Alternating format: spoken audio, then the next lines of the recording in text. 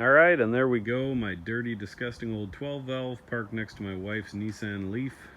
Could not be more opposite vehicles. Pretty hilarious.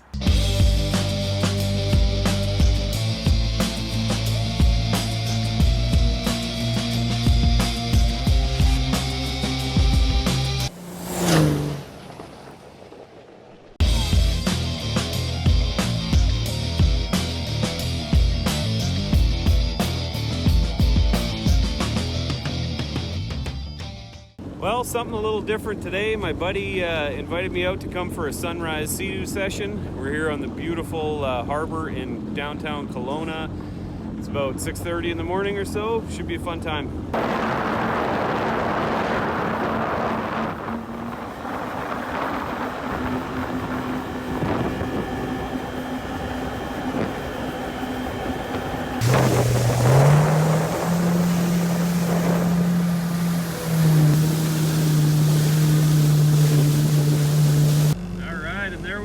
Sun just popped over the mountains, cruising around with my old pal Sean. Hopefully first adventure of many. Man, look at this scenery, just amazing lake. What a rad day. I absolutely love this area. I've been wanting to move here for years. It actually took me 7 years to convince my wife to move out here. So anyways, pretty happy to be here.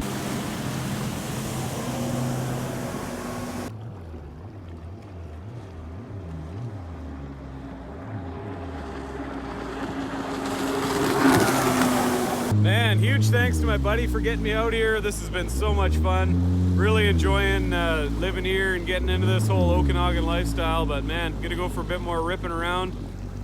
Sun is up now, just beautiful.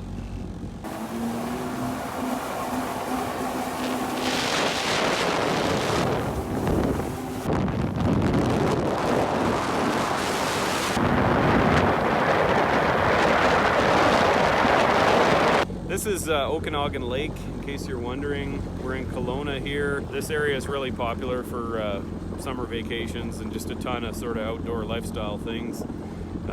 This lake's actually pretty big. I think it's about 60 miles or 70 miles long, something like that. I think it's around 110 kilometers, so it's pretty cool, man. There's about 500,000 people that live around the lake in a few different towns. You know, just an amazing spot to be. We took a boat out a couple days ago. Same guy who got me out on the Sea-Doo got us out on a boat for the afternoon, which was awesome.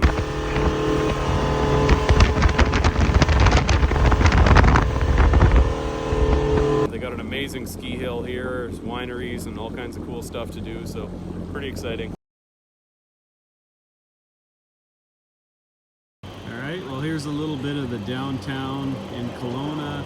This is all kind of bars and restaurants along here.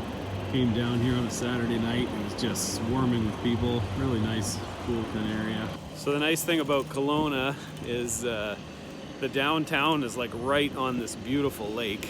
As you can see, there's the Kelowna Sails. Huge marina right here. Big park over there. One of the many beautiful bike paths in Kelowna. Here's a big park over here. Right on the lake. So anyways, super cool morning out on the Sea-Doos there. Me and my buddy went for a real nice breakfast at Oak and Crew, had smoked salmon, eggs, Benny, and now I'm just out for a bike ride and heading on home. So this new life here is really off to a good start. All right, folks, well, after a super fun week or 10 days or so in the Okanagan, I'm back in Vancouver in the shop, and pretty sure I got my tail light and brake light situation figured out. So I'm actually just gonna run through the first test with you guys. Here is 4-way flashers. There's brake lights. Left turn signal. Right turn signal. Right turn signal with left brake on. And left turn signal with brake light on the right. All right, and there we go. Huge weight off my mind having that back and being functional again. I pulled all the wiring apart I did, made a couple of stupid mistakes, and I made some assumptions, which you can really never do with something like this. But the biggest thing was when I pulled this truck apart, I had cut, this is stupid, I'm embarrassed to even say this, but I had cut some of the rear harness apart, just thinking, oh, well, I'm redoing it anyways. And I made a couple of assumptions. There was a dark green wire with a black line on it, and on the rear tail lights, they like the wire that comes out of the taillight was also dark green with a black line. So I assumed that those belong together, but they actually don't. That was completely my fault. On the taillights, it was brown and black on one side and green and orange on the other, and then the black and green line from up near the firewall, that actually went back to I think the sending unit on the tank or something like that. So anyways, a couple of dumb mistakes, and I've really been stressing about it, but let me tell you, I'm super happy to see that this thing is now ready to drive. I'm gonna put this thing back together, go put insurance on it, and take her for a little test drive today, and see if I feel confident enough to go hit the road and head to Kelowna. If any of you have ever seen the show Highway Through Hell, that's actually filmed in BC, and the Coquihalla is actually the route that I would have to take between Vancouver and Kelowna. There is another way that you can get there, but that's the quickest route.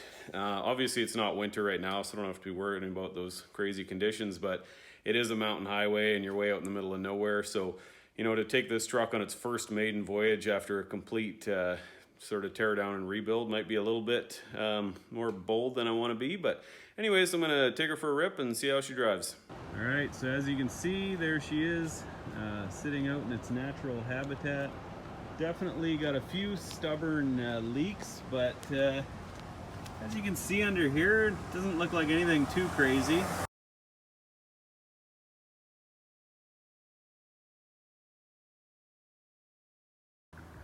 All right, and there we go, my dirty, disgusting old 12 valve parked next to my wife's Nissan Leaf.